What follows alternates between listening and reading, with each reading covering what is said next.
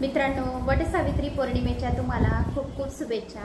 तर मित्रांनो, आज आपण या व्हिडिओच्या माध्यमाने ऐकणार आहोत मृत्युंजय मंत्र।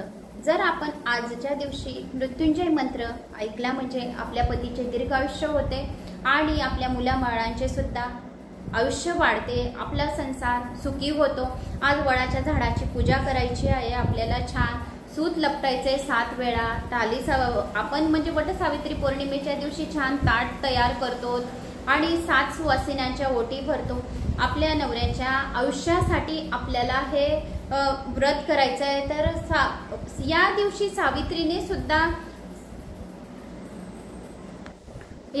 सावित्रीने सुद्धा सत्यवानाचे प्राण यमदूतापासून वडाच्या झाडाजवळच आणलेले होते वापस, कारण की ज्या वेळेस यमदूताने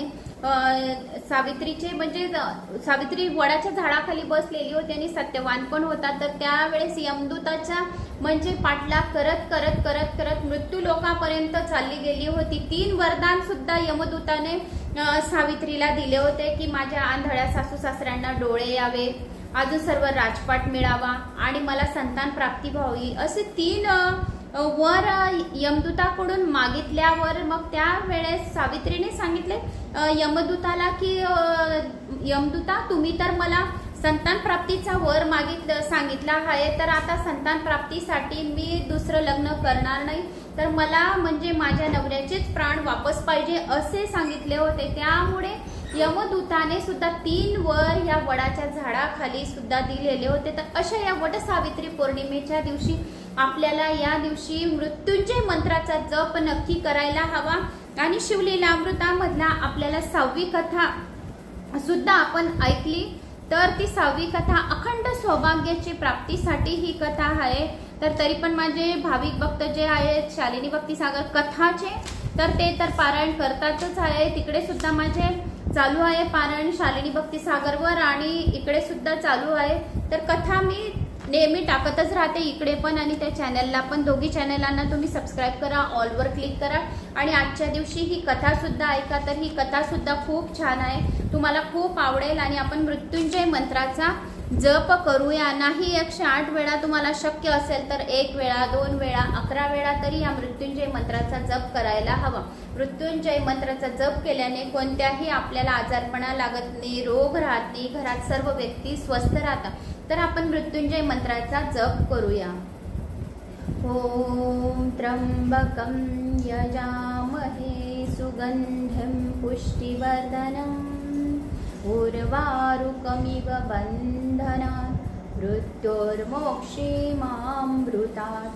ओम त्र्यंबकं यजामहे सुगंधिं पुष्टिवर्धनम् उर्वारुकमिव बन्धनात् मृत्योर्मोक्षीमामृतात्। ओम त्र्यंबकं यजामहे सुगंधिं पुष्टिवर्धनम् उर्वारुकमिव बन्धनात् मृत्योर्मोक्षीमामृतात्।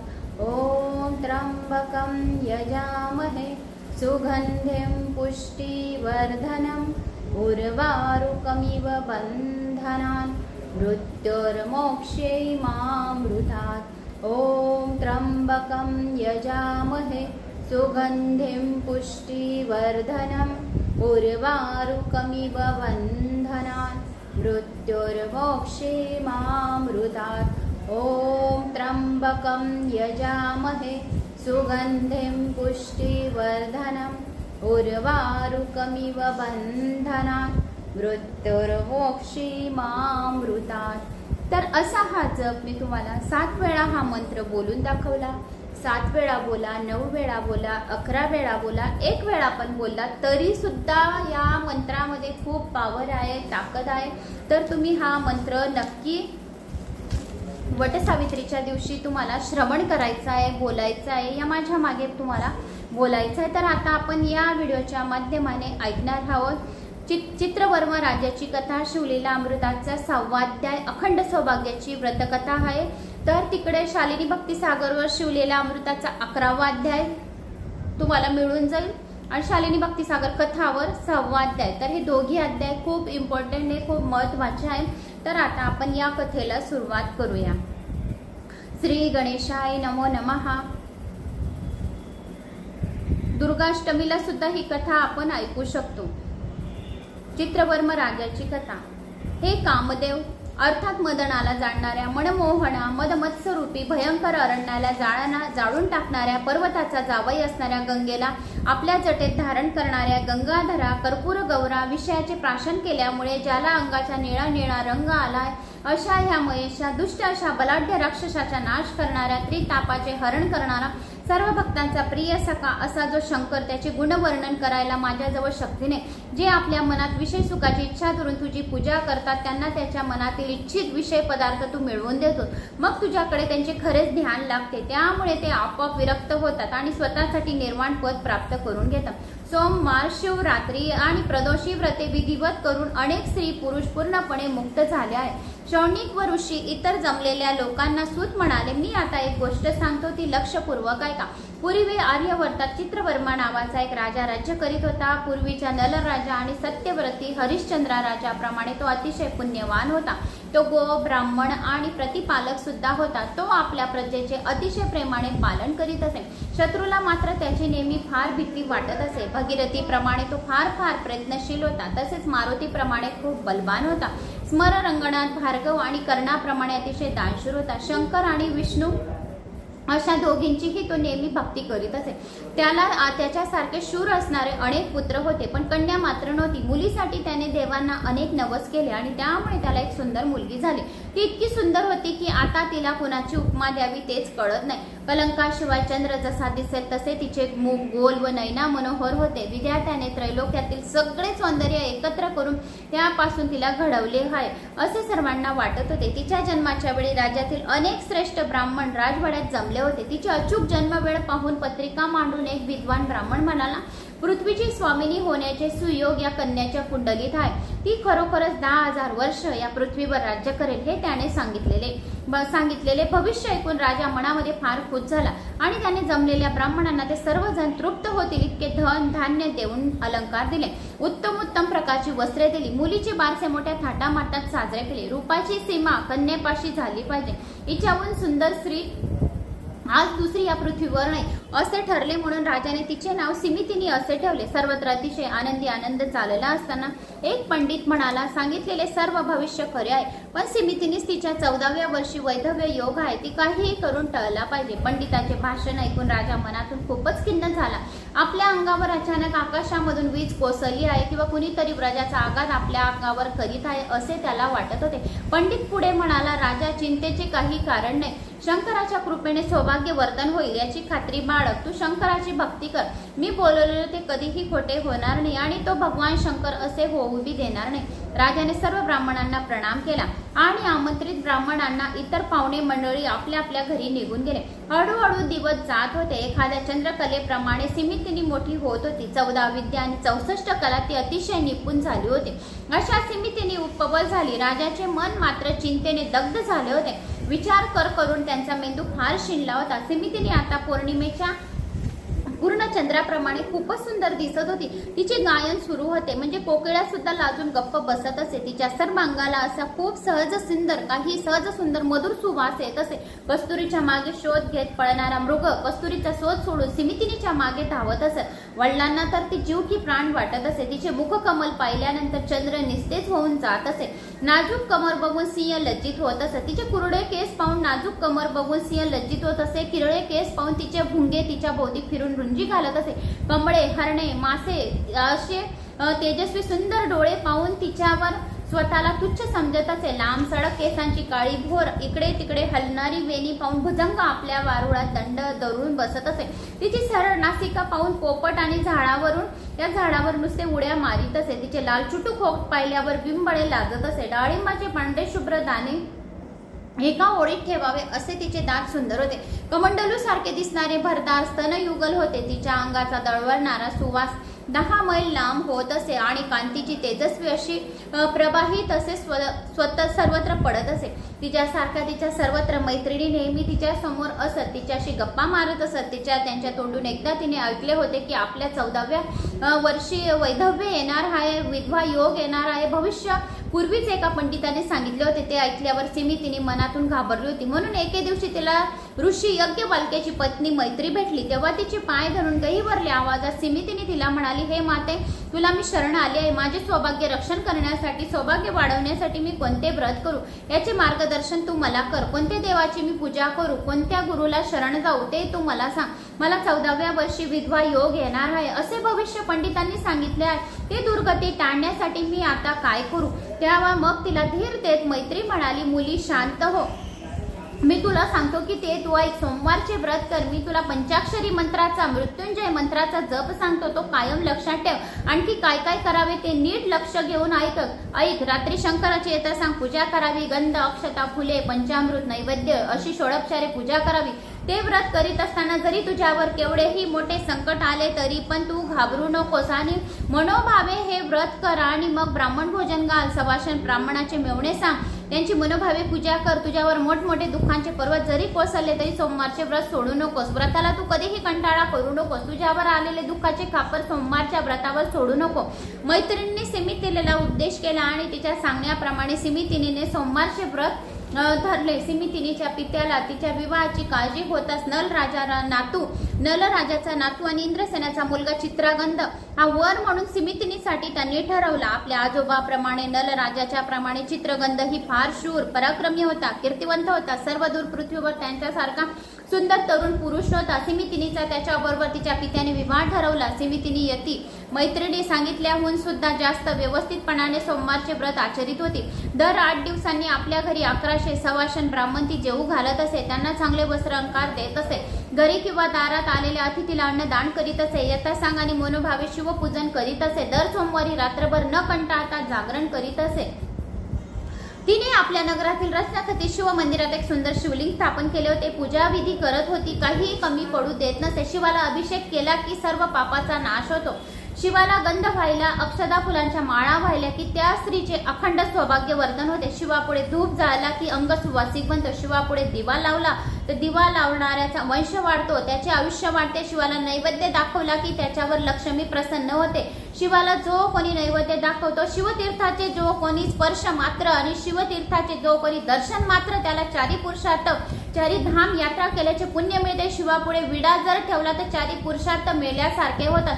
ज्या मुलामुलींचे लग्न जमत नाही, कोणाच्या मनातल्या इच्छा पूर्ण होत नाही, त्या व्यक्तीने कोणत्याही इच्छा पूर्ण करण्यावर त्या व्यक्तीने 2 नागिंचे पाने घ्यायची. त्या दागींच्या पानावर 7 लोंगा ठेवायच्या आणि तो पानाचा विडा शिवलिंगाला अर्पण करायचा. आपल्या मनातल्या इच्छा बोलायच्या त्या पानाच्या विडावर शिवलिंगावर अर्पण करायची की आमच्या या मनातल्या इच्छा लवकरात लवकर पूर्ण करा. ज्यांचे कुटुंब विस्कळीत झालंय, मुला मुलींचे झगडे होत आहे, घरात भांडण, सून सासू सासरे, पैशाविषयी लग्न जमत नाही, कुठल्याही कामावर पानाचा विडा अत्यंत लाभकारी आहे. 2 नागिंचे पानं घेऊन त्यात 7 लोंगा टाकायच्या आणि तो पानाचा विडा शिवलिंगाला अर्पण करायचा. जर असे केले तर शिवजी साक्षात तिथे येऊन प्रकट होतात, स्वप्नात दर्शन देतात आणि मनातल्या इच्छा पूर्ण करून जातात. एवढ्या पानाच्या विड्यामध्ये ताकद आहे, पावर आहे. तर 4 पुरुषार्थ मिळण्यासारखे होते. मनोभावे जर नमस्कार केला तर चांगला आरोग्य लाभतं. शिवलिंगाला प्रदक्षिणा घातली तर मनातील भ्रम नाहीसा होतो. शिवनामाचा जप केला तर त्या जप करणाऱ्याचे सर्व इच्छा पूर्ण होतात आणि सहजासहजी महासिद्धी त्याला प्राप्त होते. होम हवन केले की संपत्ती भरपूर प्रमाणात वाढते. कीर्तन केले तर प्रत्यक्ष शंकरच त्याच्या पुढे नाचतो आणि शिवाचे ध्यान केले की ध्यान करणाऱ्यास महाज्ञान मिळते. शिवाचे गुणगान ऐकले तर आधी व्याधी नष्ट होतात. शिवापुढे नित्य केले तर जन्म मरण्याचा फेरा चुकतो. शिवापुढे मंगलाचा घोष केला की कीर्ती दूरवर पसरते. भगवान शंकराला अलंकार जर वाहिले तर सर्व ठिकाणी जय मिळतो. ब्राह्मण भोजन घातले तर त्याला हवे असेल ते प्राप्त होते. सिमितीने अशा प्रकारे तू मनापासून व्रत आचरण कर, शिवपूजनात मग्न हो. चित्रवर्मा राजाने चित्रगंधाला मोठ्या आदराने आपल्याकडे येण्याचे आमंत्रण दिले आणि एक अतिशय योग्य मुहूर्त पाहून आपले कन्या सिमितीने त्याला अर्पण केली. संपूर्ण नगरीमध्ये 4 दिवस डोळ्याचे पारणे फिरण्यासारखे मोठा उत्सव सोहळा सुरू केला. त्यांचे वर्णन केले आणि नंतर मग गोष्ट भिडण्यासारखे फार मोठा सोहळा केला. त्यांचे वर्णन केले. नंतर गोष्ट फार वाढेल. असे सहस्राब्ज सोन्याचा मोहरा राजाने आपल्या जावयात दिला. वर प्रदक्षिणा घातल्या, वस्त्र अलंकार दिले आणि रत्ने किती दिली याची तर गंतीच केली नाही. तसेच अश्वशाळा, गजशाळा, चित्रशाळा आणि नृत्यशाळा त्यांनी जावयाला आनंद म्हणून दिल्या. 4 दिवस 4 वर्गांचे सर्व लोक जेवायला बोलवून स्वादिष्ट यथेष्ट जेवण करून तृप्त केले. ब्राह्मणांना एवढे धन दिले की त्यांना उचलून नेणे शक्य झाले नाही, म्हणून त्यांनी आपल्या त्यातील काही रस्त्यातच टाकून सोडून दिले आणि आपल्या अवधानी रूपी अग्नीने त्यांनी दारिद्र्य रूपी रान संपूर्णपणे जाळून टाकले। धनाचा परोपकारी मेघ वर्षाव करू लागतात, दारिद्र्याचा धुराळा खाली पडला। या आचकाच्या तृप्तीरूपी तुरुंगावून नगरीमध्ये सगळीकडे उगवले। नैषध्य नगरीच्या लोका सुद्धा वधू सिमितिनीला पाहून फार खुश झाले होते।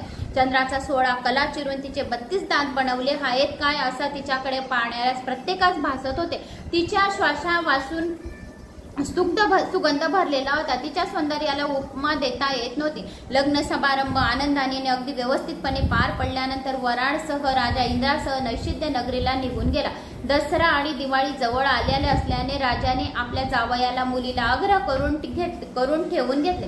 अगदी कृष्ण रुक्मिणी सारखा चित्रगंध सिमितिनीचा जोडा शोभून दिसत होता। त्या सर्व हौस मौस चित्रवर्मा राजा पुरी करीत होता। एक दिवस काय झाले, आपल्याबरोबर आपले खास दास दास्यांनी मोठी सेना घेऊन चित्रगंध राजा शिकारीसाठी रानात गेला।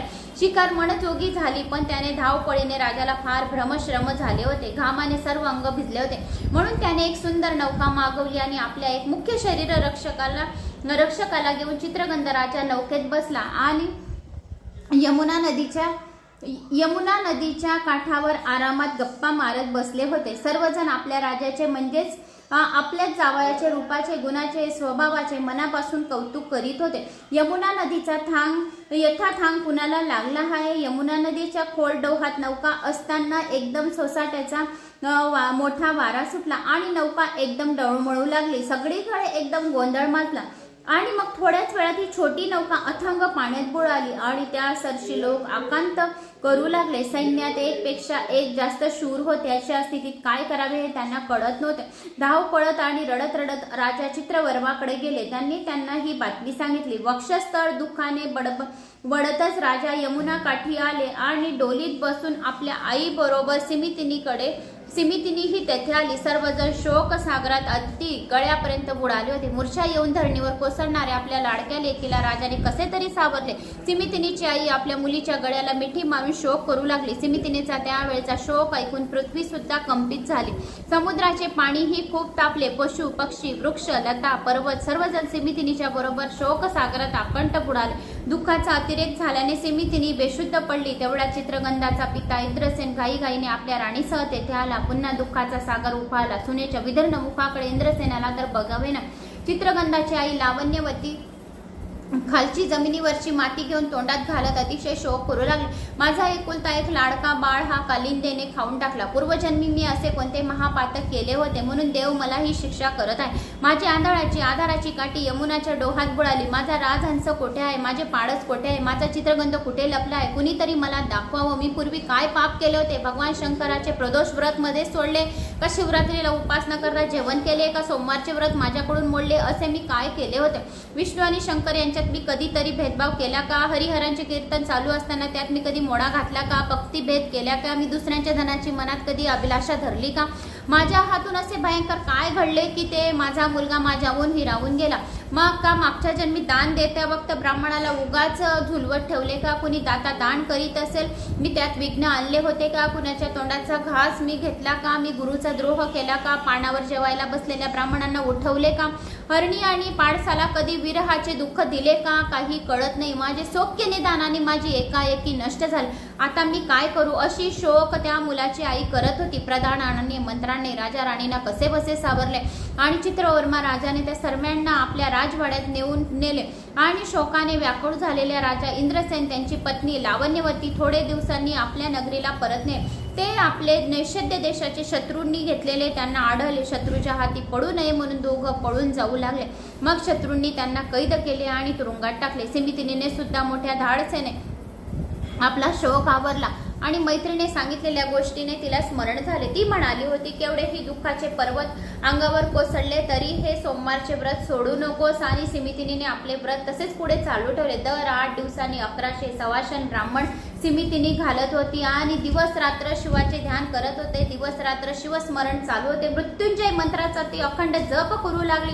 असे 1, 2, 3 वर्ष निघून गेले। इकडे जेव्हा चित्रगंधाची होडी यमुनात बुडाली तेव्हा त्या पाण्यात पडला तिथल्या तिथे नागकन्यांनी त्याला पाताळात नेले। तेथील नाग लोकांचे सौंदर्य पाहून चित्रगंध राजा फार फार आश्चर्यचकित झाला। तेथे पद्मिनी, हस्तिनी, चित्रिणी, शाकिनी अशा सर्व प्रकारच्या सुंदर तरुणी त्या नागकन्यांनी नाग लोकात होत्या। त्यांच्या सर्व अंगाला दिव्य सुगंध येत होता। तपस्व्याचे तप मोडले असे सौंदर्याने त्यांच्या सर्व अंगाला दिव्य सुगंध होता आणि सर्व विस्तीर्ण लांब रस्त्यावर नवरत्नाचे सडे पडले होते। स्वर्गातील सुखाहून बी येथील सुख नाग लोकातले अत्यंत सुख जास्त श्रेष्ठ महत्व होते। पाताळ नगरीचा राजा तक्षक नावाचा एक नाग होता। नागकन्याने चित्रगंधाला आणून तक्षकासमोर उभे केले। चित्रगंध राजाने तक्षकाला अगदी नम्रपणे प्रणाम केला व राज्याची स्तुती केली। तक्षक राजाने विचारल्यानंतर चित्रगंधाने आपली सर्व हकीकत त्याला सविस्तरपणे सांगितली। तक्षकाने विचारले, तुम्ही कोणत्या देवीची भक्ती करता? आम्ही भक्ती करतो शंकराची। शंकर कृपेचा प्रसाद फार अगाध आहे। चित्रगंधाने उत्तर दिले, प्रकृती आणि पुरुष दोघंही शंकराने निर्माण केली आहेत। या अनंत ब्रह्मांडाचा सारा पसारा त्यानेच मांडलाय। त्याची इच्छा बदलली तर एका क्षणात ते त्यांनी निर्माण केलेल्या सर्व ब्रह्मांडाचा नाश करू शकतील। पंचमहाभूते आणि सर्व शक्तीसह प्रकृती पुरुषात सामील झालेली असता प्रकृती पुरुष एकरूप होऊन आदि पुरुषात सामावतात। आदि पुरुष ज्याला म्हणतात ते आदि पुरुष हर साम सदाशिव आहे, हर शिव आहे, हर हर महादेव आहे। आम्ही त्याचीच मनापासून भक्ती करतो। सदाशिवाच्या मायेपासून त्रिमूर्ती त्रिगुण निर्माण उत्पन्न झाले आहे। ब्रह्मा विष्णू महेश निर्माण झाले। त्यांचा सत्वांश म्हणून विष्णूची निर्मिती केली, रजांश म्हणून विरचित निर्माण केला, तमांश म्हणून रुद्र निर्माण केला। तो पुराण पुरुष असणारा सांब सदाशिव दुसरा तिसरा कोणी नसून भोळा महादेव आहे। आम्ही आपल्या मनापासून त्यांची भक्ती करतो। पाताळ, आकाश, दाही दिशा, त्रिभुवन, इथील इतके पंचतत्व, नद्या, पर्वती, पृथ्वी, पद्म, अष्टधातू हे सर्वांना व्यापून जो शिल्लक उरला आहे त्या शिवाची आम्ही मनोभावे पूजा करतो। त्याच्या कृपेने फुले, वनस्पती, लता, वेली काही निर्माण झाल्या। ज्या कैलासनाथाने ही पृथ्वी विश्व व्यापले आहे त्याची आम्ही उपासक आहोत। तेजस्वी अशा सूर्य ज्याचे नेत्र आहे, शीतल चंद्रासारखे ज्याचे मन आहे, विष्णू म्हणजे ज्यांचे अंतःकरण आहे, बुद्धी ज्यांची द्रुहीण आहे, अहंकार ज्यांचा रुद्र आहे असा तो विराट पुरुष सांब सदाशिव आहे। जितके जितके देव आहेत ते सर्व शिवाचे अवयव आहेत। 11 रुद्र आणि मित्र त्यांच्या समोर हात जोडून सदोसदी उभे असतात। शिवलिंगावर 33 कोटी देवी देवता अवतरलेले असतात। अशा शंकराचे मी पामर शब्दात काय वर्णन करणार? मी म्हणजे शंकराचा दासाचाही दास आहे। चित्रगंधाचे नम्र असे चतुर भाषण ऐकून तक्षक राजाला मनापासून फार आनंद झाला।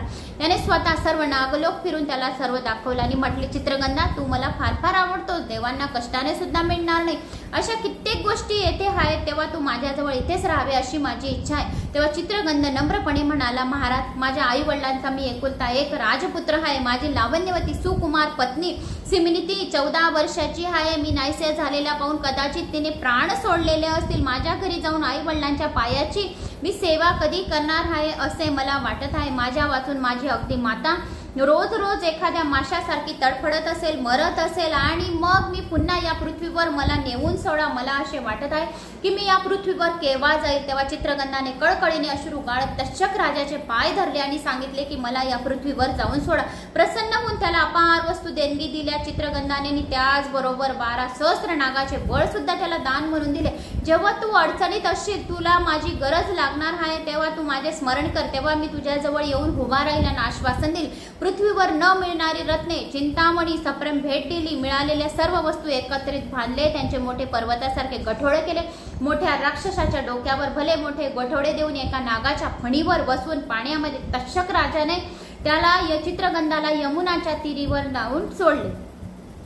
नेमके त्याच वेळी सिमितीने यमुनेच्या स्नान करण्यासाठी तेथे नदीकाठी आलेली होती। दोघंही एकमेकांकडे अगदी टक लावून पाहत होते, एकमेकांशी बघत होते आणि मात्र दोघांमधून बोलत कोणीच नव्हते। त्याचे सिमितीने आपली ओळख करून दाखवली आणि मग चित्रगंध राजा आता पूर्वीपेक्षा फार सुंदर दिसत होता। त्याच्या मस्तकावर मोत्यांच्या माळ होत्या, तेजाने चमकत होत्या। मोठ्या पाणीदार टपोऱ्या मोत्यांची माळ त्याने गळ्यात घातली होती। त्याच्या कमरेला कमरपट्टा पाचूबाजूंनी नक्षी काम केले होते। त्याच प्रकाश धरणीवर पडला होता। तो हिरवा प्रकाश पाहून कोवळ्या कोवळ्या गवताच्या आशेने हिरणे सुंदर सुंदर धावा घेत होती। अंगाला चंदनाचा सुवास दरवळत होता, त्यामुळे भक्तीने आणि भुंगे गुजराव करीत होते। चित्रगंध राजाला एक टक पाहून त्याचे मन तृप्त होत होते। टक लावून सिमितीने त्याच्याकडे पाहत होती। चित्रगंध ही तटस्थ राहून तिच्याकडे पाहत होता। स्वर्गातील रंभा, उर्वशी हे सुद्धा एकत्रित यावे, रंभा उर्वशीने जसे दास्य करावे असे अत्यंत सुंदर दिसत होते. तिच्या अंगावर अलंकार मात्र नव्हते, डोळ्यात काजळ नव्हते, चिंतेने तिचे शरीर खूप खूप पृष्ठ झालेले होते आणि ग्रहण काळात चंद्राला राहूने ग्रासावे तशी त्या सिमितिनीची काळवंडलेली कोमलेली दिसत होती. हळूहळू राजा चित्रगंध पुढे झाला. त्याने तिला विचारले, आपण कोण आहात? मला या आपली सर्व हकीकत मला ऐकण्याची इच्छा आहे. आपली हरकत नसेल तर मला संपूर्ण तुम्ही तुमची माहिती द्या. मग आपल्या जन्मापासूनची सर्व हकीकत सिमितिनीने चित्रगंधाला सविस्तर सांगितले.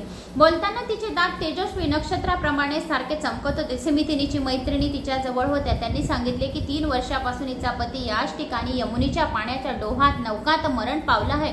हिच्या सासू सासऱ्यांनी शत्रूंनी पकडून नेले आहे सुंदरीची, त्यामुळे या सुंदरीची अशी अवस्था झाली. तिची अशी हकीकत ऐकताना चित्रगंधाचे डोळे अश्रूने भरले आणि उत्तरेने आपले डोळे पुसत सिमितिनी आपल्या सख्यांना हळूच कानात सांगितले. त्यांना त्यांचे नाव विचारा, कुठून आले, काय आले, त्यांच्याबद्दल जाणून घेण्याची मला इच्छा आहे असे सिमितिनीने तिच्या मैत्रिणींना सांगितले. सख्यांनी चित्रगंधाला तसा प्रश्न केला तेव्हा तो लगेच लटकेच तिला म्हणाला, आम्ही एक सिद्ध पुरुष आहोत. 3 लोकात आम्ही मुक्तपणे संसार करीत असो. भूत, वर्तमान, भविष्य सर्व काही आम्हाला ज्ञान आहे. एवढे बोलून तिच्या जवळून जाऊन चित्रगंधाने सिमितिनीचा हात धरला आणि तिच्या कानात सांगितले, मुली तुझा पती मेला हे खरे नाही, तो अजून जिवंत आहे. आजपासून 3ऱ्या दिवशी मी तुझी त्या भेट तुझ्या पतीशी घडवून देईल आणि मी शंकराची शपथ घेऊन सांगत आहे, तुझे ऐश्वर्य, तुझ्या अखंड सौभाग्याची प्राप्ती सतत वाढो असे मी शिवाला सांगत आहे. पण 3 दिवस तू ही गोष्ट कुणाला मात्र सांगू नकोस. सिमितिनीने खालच्या मानेने चोरून त्यांच्याकडे पाहत होती. मुखाने बाहेर पडणारे अमृतासारखे बोल आपल्या कानात होते. खरोखर हाच आपला पती असेल काय? पण तो पर मृत्यू पावला आहे, तो परत कसा येईल? लगोलग डोळे मिटून तिने शंकराचे स्मरण चालू ठेवले. परमेश्वरा तुझी लीला अगाध आहे. हा जर परपुरुष असला तर याने माझा हात धरण्याचे धाडस केले नसते आणि सिद्धाबद्दल सुद्धा माझ्या मनात प्रेम दाटून येत आहे. शंकरा हा सिद्ध म्हणजे माझा पती असेल तर मी 11 लाख दाम्पत्याचे पूजन करीन, 11 लाख वाती लावीन, 11 लाख बिल्वदळे तुला पूजीन, 11 लाख शिवलिंगा बनवीन. सिमितिनीने अशा प्रकारे विचारात दंग झाली होती आणि अशी ती कामना शिवाला मनोमन करीत होते. चित्रगंध म्हणाला, सुकुमाश्री, आता तू खरोखरच घरी जा. मी तुझ्या सासू सासऱ्यांकडे जाऊन त्यांना ही आनंदाची बातमी सांगून येतो. त्यांनी हे सांगताच सिमितिनी आपल्या घराकडे निघाली. तिच्या सख्या तिला म्हणाल्या, सिमितिनी तू विश्वास ठेवतो, नक्कीच राजा चित्रगंध आहे, त्याच्याशिवाय असा तुझा हात धरण्याचे धाडस कोणामध्ये नाही. दुसरे कोण करेल? हाच तुझा पती आहे. तुझी कथा ऐकून त्या सिद्धाच्या डोळ्यातून अश्रू वाहत होते. म्हणजेच तो चित्रगंध आहे. पुरे ग पुरे, आता बडबड करू नका. थोड्या वेळासाठी गप्प बसला तर काय होईल असे म्हणून सिमितिनीने सगळ्यांना गप्प केले. पण तिच्या चेहऱ्यावर न कळत सौभाग्याची अखंड सौभाग्याची कळा झळकू लागली. इकडे चित्रगंध एका क्षणात नैशित नगराजवळ गेला. नंतर एका नागाने मनुष्य रूप धारण केले. तो राजधानीत जाऊन राजाला म्हणाला, सहस्र नागाचे बळ देऊन चित्रगंध आपल्या राजाकडे आला आणि तुम्ही दोघोदर गुपचूप इंद्रसेन लावण्यवतीला मुक्त करा, पुन्हा सिंहासनावर बसवा, नाहीतर त्यांच्याशी युद्ध करून त्यांच्या पुढे मरायला तयार व्हा. चित्रगंधाचा शत्रू हे ऐकून घाबरला, शरण आला. त्याने इंद्रसेनाला आपल्या कैदेतून बाहेर काढले, त्यांचे राज्य त्याला परत दिले आणि आपल्या चुकीबद्दल क्षमा मागितली. मग आपल्या पूर्वीचा वैभवासह राजा इंद्रसेन पुत्राच्या भेटीसाठी निघाला आणि आई वडिलांना पाहता चित्रगंधाने अतिशय आनंदाने त्याचे पाय धरले. राजाने त्याला उचलून आपल्या हृदयाशी घट्ट धरले. लावण्यवतीने आपल्या पुत्राला कडकडून मिठी मारली. त्याच्या कपाळाचे खूप आनंदाने कितीतरी पापे घेतली. 14 वर्षानंतर श्रीराम कौशल्याला भेटत आहे. माय लेकराची भेट पाहून वाटत होती हरवलेले एखादे पत्र, हरवलेले एखादे रत्न सापडावे, एखाद्या जन्मदाला दृष्टी यावी, प्राण जाता जाता तोंडात अमृत पडावे. चित्रगंधाला पाहून लावण्यवतीला त्याच्या आईला असे झाले होते. शेजारचे भोवतालचे सर्व राजे प्रजा चित्रगंधाला भेटायला उत्तम मौल्यवान नजराणे घेऊन येत होते. औषधी वनस्पतीसाठी संपूर्ण द्रोणागरी पर्वत आणून हनुमानाने मूर्छित पडलेल्या लक्ष्मणाला जीवदान दिल्यासारखे संपूर्ण वातावरण झालेले होते. सर्व नैषधपुरी लता पल्लव पथिकांनी शृंगारले होते. माता पित्यासह चित्रगंध प्रमुख रस्त्यावरून मिरवत चालला होता. चित्रवर्मा राजाला ही बातमी कळण्यासाठी आता राजाकडे सेवक धावले होते. राजाला जामात आले. अशी शुभ वार्ता करताच काय करावे आणि काय नाही असे सूचना चित्रवर्माने क्षेत्रातील अखंड आनंदाश्रू वाहू लागले. अखंड नेत्रातून चित्रवर्म्याने नेत्रातून अखंड आनंदाश्रू वाहू लागले, त्यामुळे त्यांचा कंठ दाटून आला आणि शुभ वर्तन येऊन सांगितलेल्या राजाने आनंदाने अपार धन दिले, अनेक रथ भरून दिल्या आणि साखर वाटण्याचा हुकूम दिला। सर्वत्र मंगलवाद्य वाजू लागली, आपला खजिना सर्वांसाठी उघडून अफाट धनसंपदा दिली, ज्याला जे जे हवे असेल ते दिले। जय उमानाथ बोलून, हर साम सदाशिवाय बोलून संपूर्ण त्याने नगरीमध्ये जय जयकार केला। सिमितीला सख्याने उत्तम प्रकारे सजवले, शिवनामाचा जय जयकार करीत होते। गळ्यात परत मंगळसूत्र बांधले आणि तिच्या सुंदर नेत्रात काजळ रेखले होते, कपाळी कुकुमाचा सौभाग्य तिलक पुन्हा लावला होता आणि दशगुणी विडा करून शिवाला वाहिला होता। आणि एक जण तसंच पुढे करीत होती। नगरातील सगळ्या स्त्रियांनी सिमितिनीला बघायला राजवाड्यात गोळ्या झाल्या। त्या सिमितिनीच्या आईने तिला अतिशय प्रेमाने मिठी मारली, पोरी तुझे अखंड सौभाग्य आज खरोखर पुन्हा तुझ्या तेजाने जगमगत आहे। तू सोमवारचे व्रत करीत होती आणि अखंड सौभाग्याचे व्रत तुला आता मिळाले आहे, म्हणून जो कोणी ही कथा ऐकेल, वाचेल, श्रवण करेल, कोणाला सांगेल त्याला अखंड सौभाग्याची प्राप्ती होईल। सोमवार व्रताची योग्यता काही वेगळीच आहे। सिमितिनीने शंकराला म्हटल्याप्रमाणे 11 लाख दाम्पत्याचे व्रताचे देव पूजन केले। तेवढ्या चित्रगंध राजा आपल्या आई वडिलांना घेऊन तेथे आला। जावयाला अतिशय प्रेमाने मिठी मारून चित्रगंध राजाने खूप आनंदाश्रू गायले। दशविद्या पुलंकित झाल्यावर देवांनी स्वर्गातून पुष्पवृष्टी केली। चित्रवर्म राजाने जावयाला मिरवीत राजधानीत नेले आणि मग सिमितिनीला सुद्धा खूप काही आभूषणे दिली आणि सुमितिनी अजून आणखी खूप काही सुंदर दिसत होती। परत त्यांचा लग्न सोहळा, विवाह सोहळा करण्यात आला आणि अखंड सौभाग्याच्या सर्वांनी आशीर्वाद दिला। नंतर आपल्या सासू सासऱ्याला चित्रगंधाने अनेक वस्तू भेट म्हणून दिल्या। सासू सासऱ्याने सिमितीने नम्रपणे नमस्कार केला आणि तुझा सौभाग्याचा अलंकार, सौभाग्य अखंड राहो, समुद्र असा तुझा सौभाग्याचा भरलेला राहो, अशी त्यांनी शुभ आशीर्वाद दिला। मग सर्वजण परत नैषध्य नगरीला आला। पृथ्वीवरचे सर्व मोठमोठ्यांनी राजांनी एकमेकांनी चित्रगंधाला राजाला सम्राट म्हणून मान्यता दिली। मुलाच्या स्वाधीन राजाचे सर्व काही त्यांनी राज्य दिले आणि शंकराचे तप करून शेवटी शिवपदाशी त्याला मोक्ष मिळालेला आहे। म्हणून पुढे पित्यासारखेच म्हणजे चित्रगंधासारखे तेजस्वी 8 पुत्र सिमितिनीला झाले। चित्रगंध सिमितिनीने 10,000 वर्ष पृथ्वीवर सुखाने राज्य केले। पृथ्वीच्या नलराजाप्रमाणे चित्रगंधाने आपले चांगले कीर्तीदायी दिशत प्रसवली।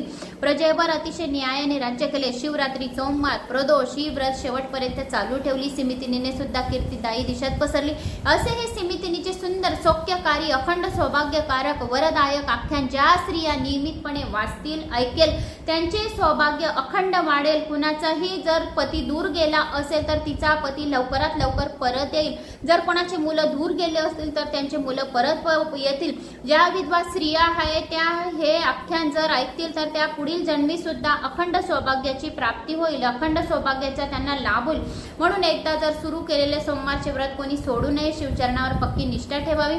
आख्यान ऐकणाऱ्याला, वाचणाऱ्याला जर हा आख्यान जो कोणी ऐकतो, वाचतो त्या ऐकणाऱ्याला आयुष्य, आरोग्य, ऐश्वर्य, अखंड सौभाग्याची प्राप्ती, विद्या प्राप्ती, धन, मृत्यूगंड टळेल। जवळचे गेलेले धन जे गेलेले आहे ते प्राप्त होतील। असे सिमितिनीचे आख्यान म्हणजे एक तीर्थ मानले गेले आहे। प्रयाग तीर्थामध्ये स्नान केल्याचे पुण्यफळाची प्राप्ती होईल। भक्तरूपी माघ मासात ते स्नान करतात तसे हे आख्यान आहे। सिमितिनीचे आख्यान म्हणजे अमृत आहे, फक्त सज्जनांनी प्यावे, निर्धनांनी नाही। तर असे हे शिवलीला अमृताचे आख्यान 6वा अध्याय होता अखंड सौभाग्य व्रतीचा। तर मित्रांनो, आवडल्यास एक लाईक करा, चॅनलला सबस्क्राईब करा। Like, subscribe. जय श्री